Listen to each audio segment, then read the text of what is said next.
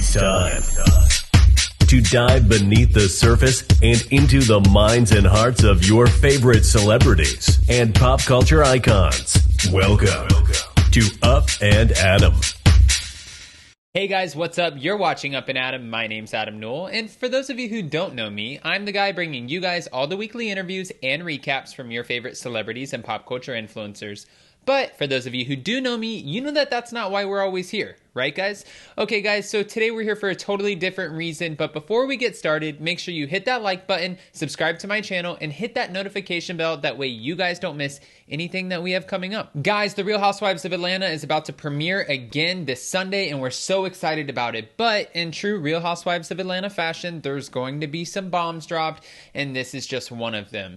Unfortunately, or fortunately for Cynthia, I don't know which one yet, there was a lawsuit that was filed for allegedly $170,000 against Cynthia Bailey's ex-husband Peter Thomas. Now, why was that lawsuit filed? We're going to jump into that, but my question is, do you guys feel like this is Cynthia who's pulling the trigger on this, or do you feel like her new husband Mike Hill is kind of pushing her to get her money back? Now guys, the lawsuit is related to her old bar that she shared with Peter, Bar 1 in Atlanta. If you guys remember correctly, in the previous seasons we saw where they ended up having to switch locations for Bar 1 due to some financial problems, not even on Cynthia and Peter's part.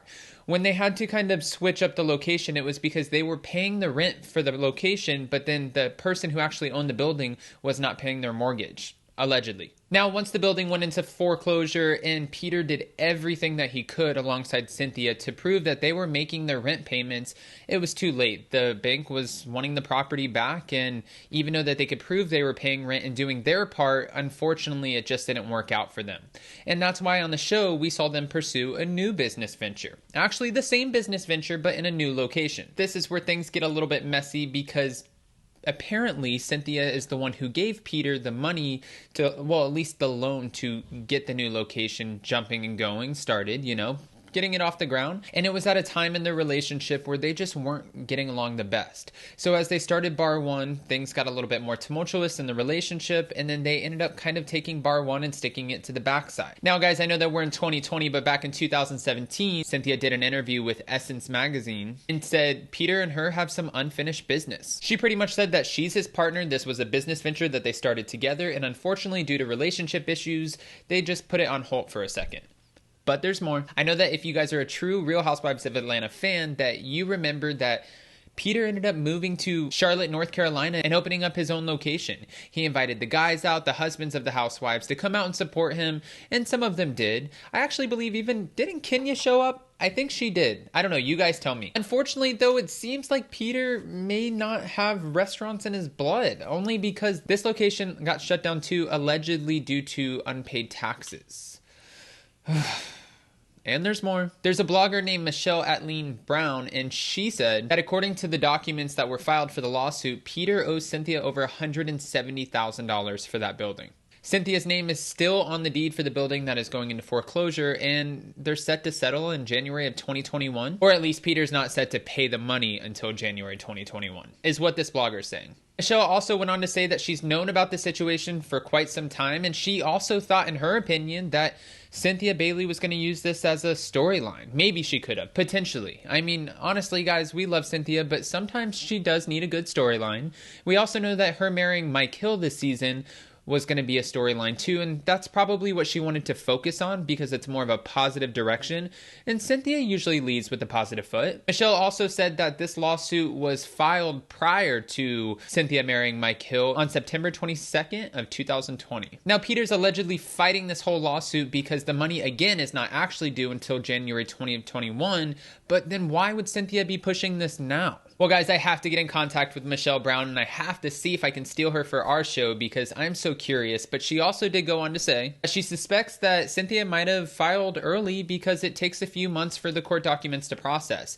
Now, Cynthia could have definitely waited for 2021 to get her money back, but had she have waited till 2021, maybe she wouldn't have got it on time.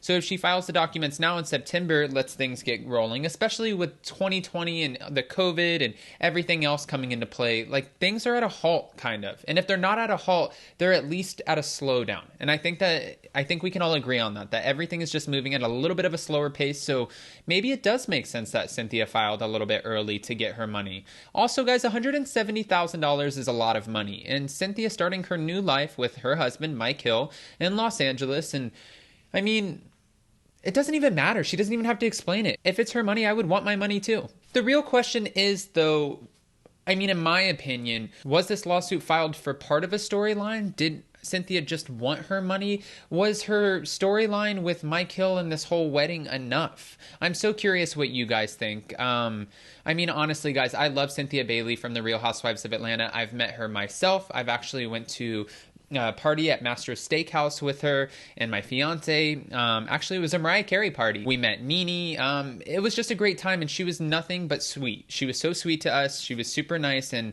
I think we definitely see that on the show. I don't think that we should go digging, especially when it comes to legal stuff that we don't necessarily know about, but these are the facts, so we're just going to stick to the facts, allegedly. Stick to the facts and say what we know. Until then, hopefully it does play out on the Real Housewives of Atlanta. That way we get a little bit more clarity on the situation, and that way we don't all just go attacking Peter thinking that he just owes Cynthia a bunch of money. I mean, at the end of the day, this is all pish-posh, like who knows, it's none of our business. But guys, you know how I think about this. This is reality TV. When you put yourself on a public platform, unfortunately, you just put yourself out there to be scrutinized, and that's exactly what's happening. Guys, we also know that The Real Housewives of Atlanta is set to premiere this Sunday, December 6th at 8 p.m. Eastern Standard Time, and I can't wait. It's going to be so good. I know that we obviously have the stripper gate, and that's going to be the main conflict this season. We also know that Tanya Sam is no longer part of the Real Housewives of Atlanta due to some conflict with the stripper gate.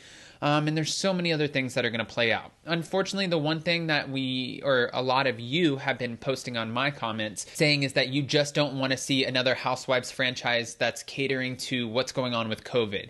Guys, I understand that we don't want to watch COVID and all of this on the Housewives. And I know that on the Real Housewives of Dallas, we're about to get that. Real Housewives of New Jersey, we're going to get it. Real Housewives of New York, we're going to get it. And Real Housewives of Atlanta, we're going to get it. But unfortunately, guys, that's 2020 and these are the times that we live in. It was either that or Bravo had to halt all of the Real Housewives franchises, and we don't want that either. We still want our housewives on our screens because that just gets us through this awful year that is known as 2020.